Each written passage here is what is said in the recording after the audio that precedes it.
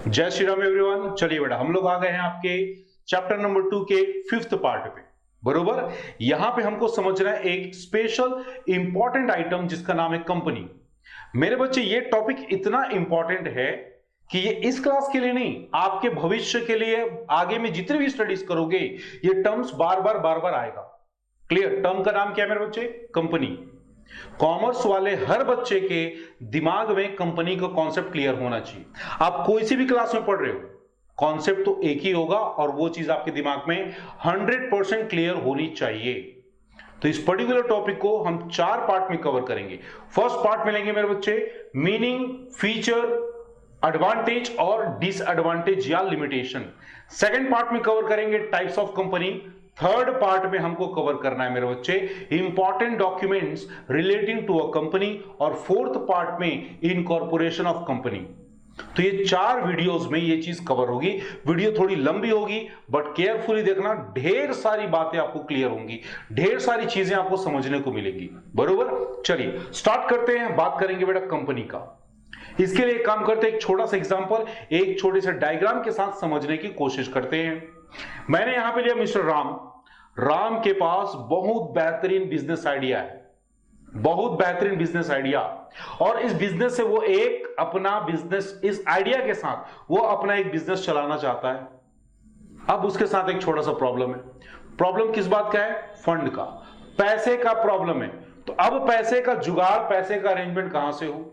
पहला तरीका, आप जाइए बैंक को रिक्वेस्ट कीजिए। बैंक अगर आपको लोन दे देती है तो भी आप प्रॉब्लम में फंस जाओगे।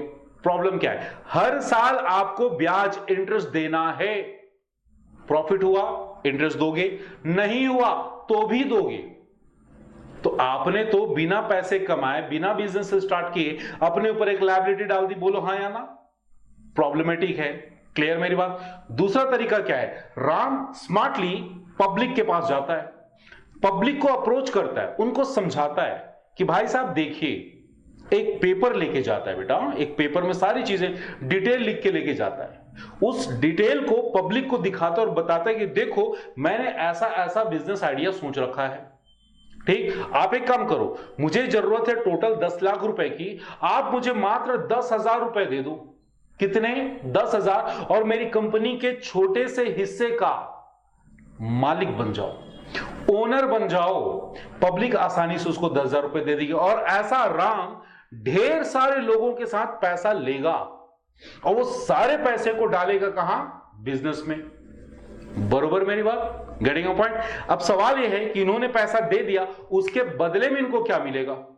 राम ने बोला कि जब जब हमारा बिजनेस प्रॉफिट कमाएगा तो उस प्रॉफिट का एक पर्टिकुलर हिस्सा आपको मिलेगा। और इस बात को प्रूव करने के लिए, इस बात को कंफर्म करने के लिए हम आपको सर्टिफिकेट देते हैं। क्या देते हैं मेरे बच्चे? सर्टिफिकेट। बरोबर मेरी बात? ठीक, अब यहां पे कुछ कुछ टर्म्स को समझना स्टार्ट करो। सबसे पहले मैंने बोला राम, बिजनेस आइडिया किसका है? राम का है। कंपनी को, बिजनेस को क्रिएट कौन करेगा? राम करेगा। मतलब राम को आप यहां पे समझेंगे प्रमोटर। अब सीधा सा सवाल, हु इज प्रमोटर? मेरे बच्चे, प्रमोटर वो आदमी होता है जो अपने बिजनेस आइडिया को कंपनी में फॉर्म करता है। और वहां पे जो बिजनेस का मैं इमेज लगा रखा हूं, उस इमेज को आप समझेंगे कंपनी।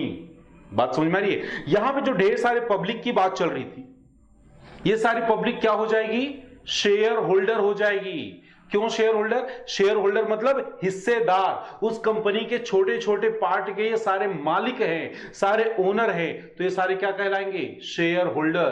कुछ देर पहले मैंने क्या बोला? हम इनको कुछ सर्टिफिकेट देंगे अपनी बातों को प्रूफ करने के लिए, अपने बातों को कंफर्म करने के लिए हम सर्टिफिकेट देंगे। उस सर्टिफिकेट को मैं बोलूंगा क्या? Share certificate. और याद करो, राम इनके पास गया था एक पेपर लेके, ऐसा पेपर जिसमें पूरी कंपनी के डिस्क्रिप्शंस हैं, सारे डिटेल मेंशन्ड हैं, और उस डिटेल को पब्लिक रीड करके, पढ़ के, समझ के पैसे इन्वेस्ट करती है। तो ऐसे पेपर को हम बोलते हैं कंपनी के लैंग्वेज में, कॉमर्स के लैंग्वेज में, प्रोस्पेक्टस। क्या बोलेंगे बेटा? प्रोस्पेक्टस। इसका मतलब राम प्रोस्पेक्टस लेके पब्लिक के पास जाता है, पब्लिक पैसे जमा करती है तो उन पैसों को इंग्लिश में, कॉमर्स में बोला जाता है शेयर कैपिटल। और जैसे वो सारे पैसे इकट्ठे हो गए, बिजनेस में जमा हो गए, उसको हम बोलेंगे शेयर कैपिटल। बात समझ में आ रही है? शेयर कैपिटल के अगेंस्ट शेयर होल्डर को, शेयर होल्डर बोले तो कौन? पब्लिक, जिसने पैसा जमा किया है, उसको मिलेगा जो पैसा, प्रॉफिट का हिस्सा, उसको मैं बोलूंगा डिविडेंड। क्या बोलेंगे बेटा? डिविडेंड। थोड़ी बहुत बात समझ में आई? बोलो हाँ या ना। अब थोड़ी और डेप्थ में समझते हैं। यहां पे कितने पब्लिक है मेरे बच्चे? 10,000 एक आदमी से ले रहे थे। आपको कितने चाहिए थे? 10 लाख रुपए चाहिए थे। मतलब आपको 100 आदमी चाहिए। बात समझ में आ रही? कितने आदमी चाहिए? 100 आदमी। 100 आदमी मिलके एक बिजनेस के ओनर बन गए। 100 आदमी हैं इस बिजनेस के ओनर। अब तुम लोग बताओ, बिजनेस कैसे चलेगा? किसी बिजनेस के 100 ओनर हैं, क्या उस बिजनेस में डिस्प्यूट, कॉन्फ्लिक्ट या मोरल डिस्टर्बेंस पैदा नहीं होगा? बिल्कुल होगा, बिल्कुल होगा। तो अब एक सिस्टम अपनाते हैं, एक काम करते हैं, इन लोगों को बोलते हैं कि आप अपने में से या कहीं बाहर से, आप अपने में से या कहीं बाहर से कुछ लोगों को इलेक्ट कर लो, चूज कर लो, इलेक्शन करवा लो, और जो लोग उस इलेक्शन में पास होंगे, जो लोग इलेक्ट किए जाएंगे, उसको हम कंपनी के ऑफिस में जगह दे देंगे। तो ऐसे इलेक्टेड पर्सन जो इन शेयर होल्डर को रिप्रेजेंट करेंगे, उनको हम जानते हैं बेटा बोर्ड ऑफ डायरेक्टर के नाम से। किस नाम से? Board of director. Her individual director कहलाएगा और उनका जो ग्रुप बना उसको हम बोलेंगे बोर्ड ऑफ डायरेक्टर। क्या मेरी बात समझ में आई? बोलो हाँ या ना बेटा। तो ये सिस्टम पे जो बिजनेस फॉर्म किया जाएगा उसको हम बोलेंगे कंपनी। क्या बोलेंगे बेटा? कंपनी। और मैं बार बार बोलता हूं कि जब जब हमारे इंडिया में कोई भी बिजनेस बड़े लेवल पे किया जाता है, कोई भी फॉर्म ऑफ बिजनेस बड़े लेवल पे किया जाता है, तो उसके लिए हमारे कॉन्स्टिट्यूशन में, हमारे लॉ मेकर ने एक्ट बना रखा है। और इस बिजनेस को, इस कंपनी के मॉड्यूल को कवर अप करने के लिए बनाया गया कंपनीज एक्ट 2013। पहले ये 1956 के नाम से जाना जाता था, अभी ये 2013 के नाम से जाना जाएगा। गेटिंग योर पॉइंट बेटा? तो ये रहा हमारा बिजनेस मॉडल, और ये पूरा कंट्रोल होगा, गवर्न होगा, रेगुलेट होगा हमारे कंपनीज एक्ट 2013 के बेसिस पे। मीनिंग की बात करेंगे बेटा। मीनिंग, कंपनी का मतलब इसके एक्चुअली ना वर्ड में ही छुपा हुआ है। अब इस वर्ड को थोड़ा ब्रेक करते हैं। एक्चुअली में ये वर्ड लैटिन से लिया गया है, और लैटिन में ये बेसिकली 2 वर्ड थे। एक था कम, दूसरा था पनीज। कम का मतलब होता है साथ, एक साथ, और पनीज का मतलब होता है रोटी खाना, खाना खाना। तो होता क्या था एक्चुअल में? सीन क्या है, जब 2 बिजनेसमैन या 2 कैटेगरी के लोग आपस में किसी गैदरिंग में मिलते थे, तो वो मिलके बिजनेस की बातें करते थे, और इस तरह से जो बिजनेस की बातें होती थी उससे वो नया बिजनेस फॉर्म करते थे। और ऐसे ही ये वर्ड बनाया गया जिसको हम बोलते हैं इंग्लिश में कंपनी, बरोबर। और कंपनी से ही मिलता जुलता एक और वर्ड आप लोग सुने होंगे, कॉर्पोरेट। कॉर्पोरेट वर्ड भी आपके लैटिन से डिराइव किया गया है, और लैटिन वर्ड में इसका एक्चुअल वर्ड था कॉर्पस। कॉर्पस का मतलब होता है बॉडी। अभी हम क्या बोलते हैं? Company is artificial person.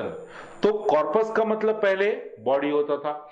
Artificial person भी कैसी है? आपकी एक खुद की इसकी बॉडी होती है, बरोबर। वो बॉडी या जो स्ट्रक्चर है वो किसने क्रिएट किया है? कंपनी लॉ 2013 ने किया है। Getting a point? बरोबर। अब इसी चीज का डेफिनेशन देखते हैं जरा। और कंपनीज एक्ट में बड़ी अजीब सी डेफिनेशन है जिससे आपको कुछ भी समझ में नहीं आने वाला। तो बस आपको सेक्शन याद रखना है बेटा। क्या बोला है ध्यान से सुनना। Company means a company which is registered under this act और एनी प्रीवियस कंपनी लॉ। क्या बोला कि कंपनी का मतलब ऐसी कंपनी जो इस एक्ट के अंदर रजिस्टर हुई है या इससे पहले बनाए हुए कोई पुराने एक्ट में रजिस्टर हुई है। दिल पे हाथ रख के बताओ, क्या कुछ भी समझ में आ रहा है? कंपनी के बारे में कुछ भी तुमको फीचर या कंपनी के कुछ भी कैटेगरी एलिमेंट नजर आ रहे इस डेफिनेशन में? बिल्कुल नहीं आ रहे बेटा। तो एल.एच. हेने एक इकोनॉमिस्ट हुए थे, उन्होंने डेफिनेशन दिया। उन्होंने डेफिनेशन क्या दिया, ये काफी इंपॉर्टेंट है, ध्यान से सुनना। Company means company as an artificial person created by law. Company is artificial person created by law having separate legal entity and perpetual succession with common seal. दोबारा सुनो. Company is an artificial person created by law having perpetual succession with common seal. कुछ कुछ बातें यहां पे समझने की हैं बेटा. तो ऐसा करते हैं, जरा फीचर को देखते हैं. फीचर से देखेंगे और सारी बातों को क्लियर करेंगे. नंबर 1 फीचर, पहला फीचर फॉर्मेशन. फॉर्मेशन मेरे बच्चे, कंपनी का फॉर्मेशन कैसे होगा? कंपनी का फॉर्मेशन होगा हमारे एक्ट के अंदर, लॉ के अंदर. और लॉ का नाम क्या है? Companies act 2013. उसके अंदर रजिस्टर होगे तब जाके तुम्हारा फॉर्मेशन होगा. फॉर्मेशन करना इजी है? नहीं बेटा, थोड़ा कॉम्प्लेक्स है. क्यों कॉम्प्लेक्स है? क्योंकि गवर्नमेंट को यह लगता है जहां पे ढेर सारी पब्लिक, ढेर सारे लोग किसी बिजनेस में इन्वॉल्व हैं, उसका रजिस्ट्रेशन, उसका इनकॉर्पोरेशन हम इजी नहीं रखेंगे. ईच एंड एवरी डिटेल उन लोग से लेंगे और वहां पे उस बिजनेस को रजिस्टर करेंगे. दैट्स वाई उसका फॉर्मेशन या इनकॉर्पोरेशन बोलूं या फिर मैं बोलूं रजिस्ट्रेशन, थोड़ा कॉम्प्लेक्स रखा गया है, जिसमें ढेर सारे डॉक्यूमेंट्स आपको सबमिट करने हैं. तो फॉर्मेशन कैसे होगा? बस एक बात, कंपनीज एक्ट 2013 के अंडर. नेक्स्ट पॉइंट देखेंगे मेरे बच्चे. नेक्स्ट पॉइंट है परपेचुअल सक्सेशन. इसको ना हिंदी में सततता बोलते हैं. क्या बोलते हैं बेटा? सततता. ठीक, अभी भी समझ में नहीं आया होगा. सिंपल सी बात, कंपनी एक ऐसी एंटिटी होती है जहां पे मेंबर आते हैं, मेंबर जाते हैं, बट कंपनी कंटिन्यू चलते रहती है. इसका मतलब मेंबर के डेथ, इंसॉल्वेंसी, ल्यूनेसी या कोई भी प्रॉब्लम हो जाने की वजह से कंपनी में कोई भी डिस्टरबेंस, कोई भी ब्रेक, कोई भी हर्डल नहीं होता. इसीलिए कंपनी के बारे में बोला गया है मेंबर में come, member may go, but company will go forever. Company चलती रहेगी. उसके कुछ शेयर होल्डर आएंगे, कुछ शेयर होल्डर जाएंगे, बट इससे कोई कंपनी में फर्क नहीं पड़ने वाला है. Getting a point? Third point, third category देखेंगे, आर्टिफिशियल पर्सन. डेफिनेशन में पहला वर्ड था बेटा, एलएच हैने ने जो डेफिनेशन दिया था, क्या बोला था? Company is an artificial person. तो हमारी कंपनीज एक्ट 2013 ने, हमारे लॉ ने कंपनी को बोला कि you are a person, but कैसा? आर्टिफिशियल. आर्टिफिशियल मतलब जो बायोलॉजिकली पैदा ना हुआ हो, जिसके मम्मी पापा ना हो, बायोलॉजिकली जो पैदा ना हुआ. तो कंपनी को हमने बोला यू आर आर्टिफिशियल पर्सन. आप भी एक इंसान हो, बट कैसे हो? आर्टिफिशियल हो. बरोबर. आर्टिफिशियल पर्सन होने का तुमको फायदा क्या है? इसका मतलब यह हुआ कि तुम अपने नाम से, कंपनी अपने नाम से प्रॉपर्टी खरीद सकती है. कंपनी चाहे तो किसी दूसरे के ऊपर केस कर सकती है, और कोई आदमी कंपनी के ऊपर भी केस कर सकता है. क्यों? क्योंकि आप कौन हो? आर्टिफिशियल पर्सन हो. लॉ ने बोला. उसके पापा कौन है? Companies act. कंपनीज एक्ट के थ्रू उसका जन्म हुआ, फॉर्मेशन हुआ, और उसने बोला कि देखो तुम्हारा जन्म तो हुआ है, बट तुम कैसे रहोगे? आर्टिफिशियल पर्सन रहोगे. आर्टिफिशियल पर्सन रहने का एक और फायदा, तुम खुद किसी कॉन्ट्रैक्ट में एंटर कर सकते हो. बात समझ में आ रही बेटा? थोड़ा बहुत जा रहा है दिमाग में? अगला पॉइंट देखो जरा, सेपरेट लीगल एंटिटी. क्या बोला? Separate legal entity. इसका मतलब कंपनी और उसके ओनर, कंपनी और उसके ओनर दोनों कैसे होंगे? अलग होंगे. इसका मतलब यह भी हुआ कि कंपनी की जो प्रॉपर्टी है, उसके ओनर उस प्रॉपर्टी को यूज अपने बेनिफिट के लिए नहीं कर सकते. बेसिकली इनडायरेक्टली देखो तो उसके जो मेंबर हैं, या मैं बोलूं बोर्ड ऑफ डायरेक्टर है, वही कंपनी के प्रॉपर्टी को यूज करने वाले हैं, लेकिन किस पर्पस से? कंपनी के लिए, कंपनी के पर्पस से. अपने पर्सनल पर्पस के लिए यूज नहीं कर सकते. और ऐसा क्यों है? क्योंकि हमने, लॉ ने बोल रखा है कि कंपनी और वो जो ओनर, कंपनी और उसका ओनर दोनों कैसे होंगे? अलग होंगे. दोनों कैसे होंगे मेरे बच्चे? अलग होंगे. अब एक छोटा सा सवाल, कंपनी में इतने सारे मेंबर होते, इतने सारे शेयर होल्डर होते हैं, भाई साहब कंपनी के एक्टिविटीज को, कंपनी के ऑपरेशंस को कंट्रोल कैसे किया जाएगा? कुछ देर पहले डिस्कस किए थे बेटा. क्या बोला था, ढेर सारे पब्लिक, जो अब पब्लिक नहीं है, क्या है, कंपनी के शेयर होल्डर। क्यों है, क्योंकि उन्होंने कंपनी में शेयर कैपिटल डाला है। ठीक है, अब इतने सारे लोगों के लिए तो कंपनी में ऑफिस होगा नहीं। मान लो कोई मीटिंग बैठानी है, तो इतने लोग जाएंगे उस मीटिंग में, तो मेरे बच्चे जब इतने लोग उस कंपनी के मीटिंग में जाएंगे ना, तो वहां सत्संग होगा, मीटिंग नहीं होगा। मेरी बात को आप लोग समझ रहे हो, वहां पे लोगों के थॉट्स, ओपिनियन इतने डिफर होंगे कि वो किसी कंक्लूजन पे पहुंच नहीं पाएंगे। इसको भीड़ बोल सकते हो, इसको मीटिंग तो नहीं बोल पाओगे। तो क्या करना है, आपको अपने में से या कहीं बाहर से कुछ लोगों को इलेक्ट करके उस कंपनी में भेजना पड़ेगा, जो बोर्ड ऑफ डायरेक्टर कहलाएंगे, और वही बोर्ड ऑफ डायरेक्टर कंपनी के सारे डिसीजन, सारी चीजें वही लेंगे। अरे बाबा, कंट्री में भी तो ऐसे ही होता है। कंट्री मतलब क्या होता है बेटा, ग्रुप ऑफ पीपल जो किसी एक विचारधारा के साथ आगे बढ़ते हैं। हमने इलेक्ट कर दिया नरेंद्र मोदी को, अब वो हमारे ग्रुप ऑफ पीपल के एक पार्ट थे, एक इंसान थे वो भी। अब हमने उनको इलेक्ट किया, बोले कि आप हमारे प्राइम मिनिस्टर हो, हमारी कंट्री का डिसीजन आप लोगे। और ऐसे ही कंपनी में भी होता है, सारे मेंबर चुनकर भेजते हैं बोर्ड ऑफ डायरेक्टर को। बोर्ड ऑफ डायरेक्टर कंपनी के सारे एक्टिविटी को कंट्रोल करते हैं बेटा। गेटिंग योर पॉइंट, बोलिए हाँ या ना। नेक्स्ट पॉइंट देखेंगे, लायबिलिटी। लायबिलिटी, और लायबिलिटी कंपनी की सबसे अच्छी बात होती है, सबसे ल्यूक्रेटिव पॉइंट होता है कि कंपनी में जो भी शेयर होल्डर है, जो भी शेयर होल्डर है, उनकी लायबिलिटी लिमिटेड होगी। इसका मतलब क्या हुआ कि अगर कंपनी ने कोई क्रेडिटर क्रिएट किया है, मान लो कहीं से लोन लिया है, ठीक है, तो वो लोन वाला जिसने कंपनी को लोन दिया है, वो मेंबर को कुछ नहीं बोल सकता। वो अपने लोन की रिकवरी कंपनी से करेगा। कंपनी के जो ओनर है, मेंबर है, उनको कोई हाथ नहीं लगा सकता। बात समझ में आ रही है? तो लिमिटेड लायबिलिटी कंपनी का सबसे अच्छा ल्यूक्रेटिव पॉइंट है मेरे बच्चे। नेक्स्ट पॉइंट देखेंगे मेरे बच्चे, कॉमन सील। अभी आपने क्या बोला कि company is artificial person, is a separate legal entity. अब आपने काफी सारी बातें हमने समझ ली कि भाई कंपनी अपने नाम में प्रॉपर्टी खरीद सकता है, किसी के ऊपर चाहे तो केस कर सकता है, और किसी कॉन्ट्रैक्ट में एंट्री हो सकता है। मेरे बच्चे, सब चीज के लिए आपको एक सिग्नेचर की जरूरत पड़ेगी। कोई भी आदमी जब कॉन्ट्रैक्ट में एंटर करते तो क्या करता है बेटा, सिग्नेचर करता है ना, बोलो हाँ या ना। तो भाई साहब, कंपनी कैसा सिग्नेचर करेगी? वो तो आर्टिफिशियल पर्सन है। नेचुरल पर्सन होती तो सिग्नेचर कर लेती, बट कैसी है वो? Artificial person. अब आर्टिफिशियल पर्सन को लॉ ने एक अथॉरिटी दी, और अथॉरिटी को बोला कॉमन सील, कि जहां पे आपका कॉमन सील एनग्रेव्ड होगा, जहां पे आपका कॉमन सील लगा दिया जाएगा, ये मान लिया जाएगा कि that is signature, that is approval from company. Getting a point? Actual में कंपनी की तरफ से किसी कॉन्ट्रैक्ट में कौन एंटर होता होगा? कौन एंटर होता होगा?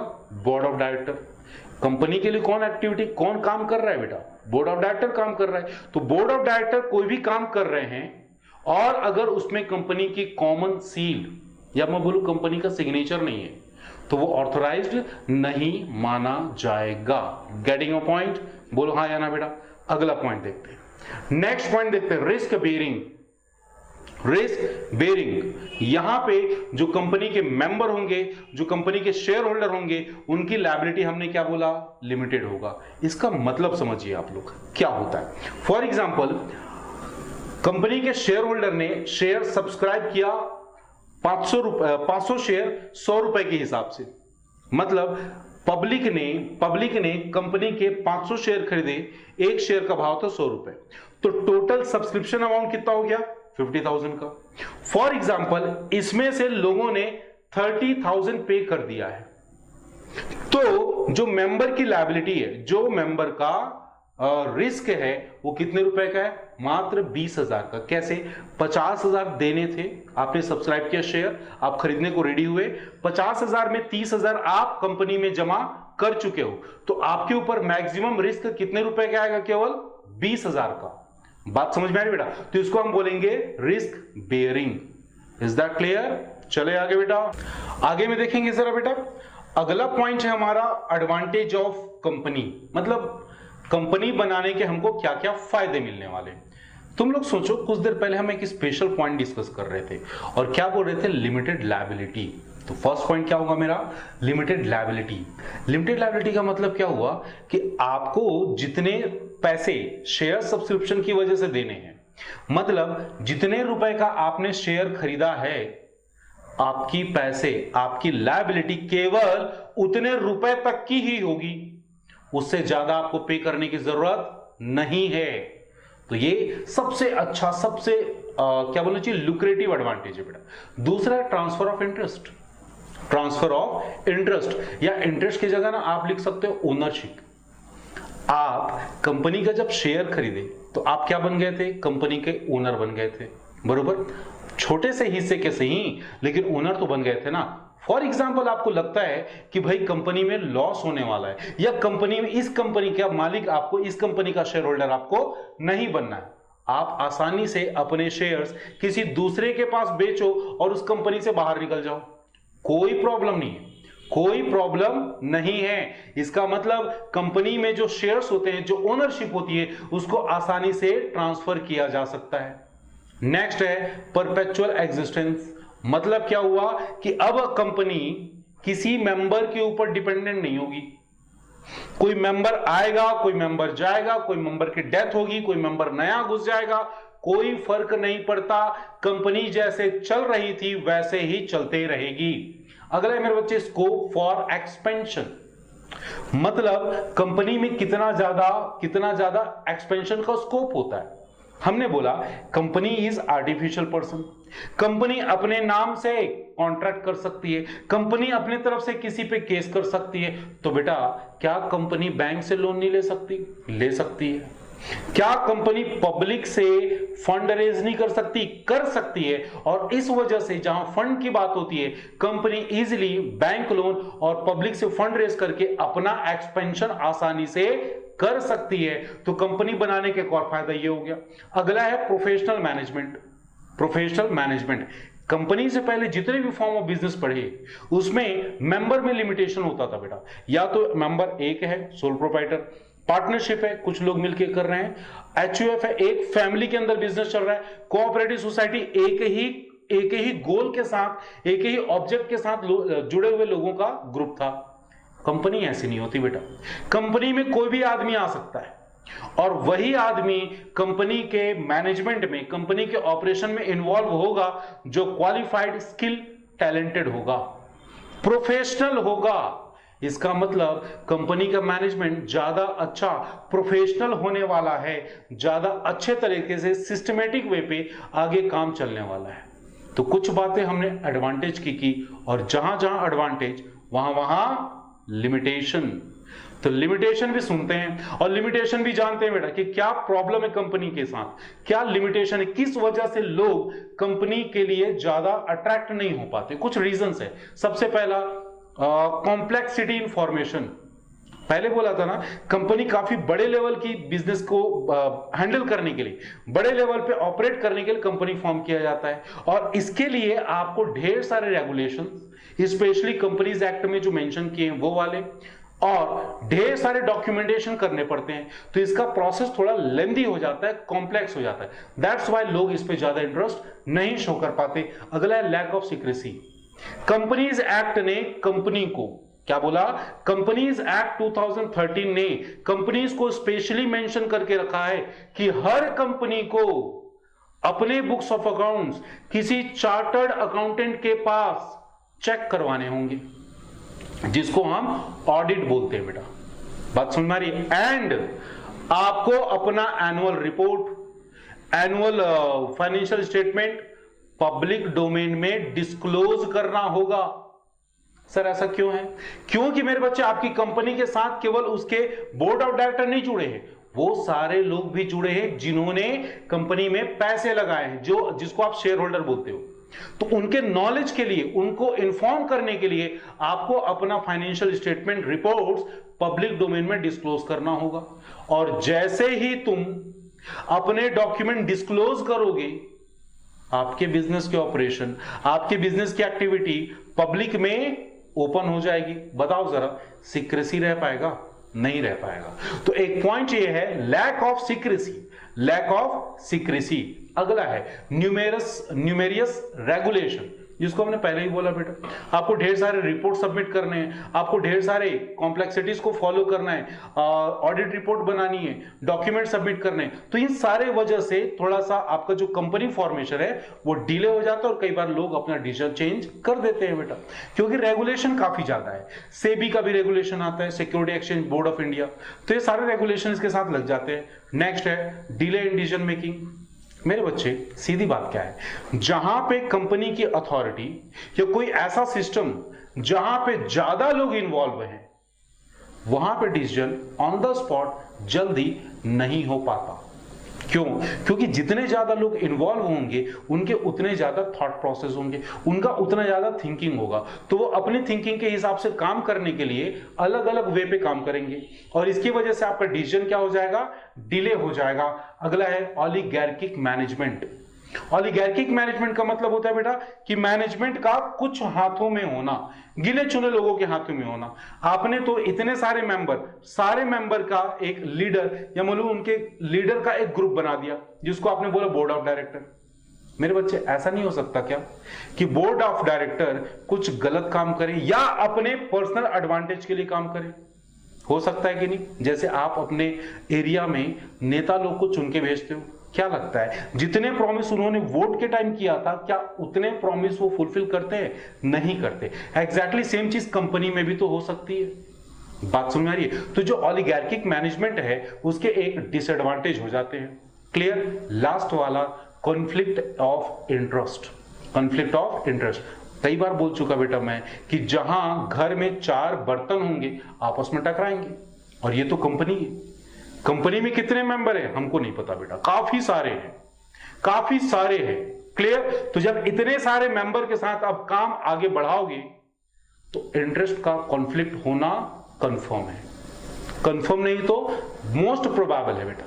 बात समझ में आ रही? तो ये कुछ लिमिटेशन की बात की है और यहीं पे हमने कंपनी के बेसिक चीजों को समझ लिया। मिलते हैं बेटा आपसे अगले वीडियो में। Till then keep smiling, keep studying.